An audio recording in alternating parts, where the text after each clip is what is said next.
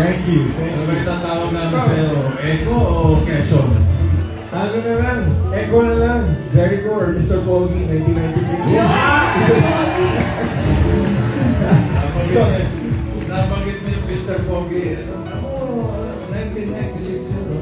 1996, oh. Ano mga naaalala mo? Wala, bossing. Grabe pa rin. Bata pa ako noon, 15 anos na kaya tawag ko, 15, 16. Hindi ko alam, basta mo mga 20s. Sobrang sinisilip ko kayo ng tatlo sa sisilip ko kayong tatlo, tapos pinapanood ko kayo habang nag-ready kayo bago mag-show. Tapos si Jose, tinuturuan ako kung paano sa mga judge. So sabi mo sa akin, hindi ka lang nang... Ito po si Jerry Rosales, Mr. Pogi at proud son ng Manila. Ito na po ang Judgment Day. Kaya sit back. Judgment Day. Hasta la vista! Guillermo Rosales! Uy! Sabi ko nga nanonood gawin mo.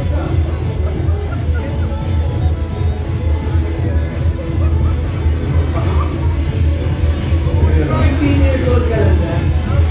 Sabi ko sa inyo, pag stressed kayo, pwede kayo manood dito eh. Ito ang talagang kailangan yung therapy. Kapag medyo nalulungkot kayo sa stress kayo, panoorin nyo yan dito eh.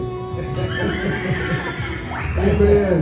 Oh my God. Parang ako talaga yung nagpauso na kayo Zumba.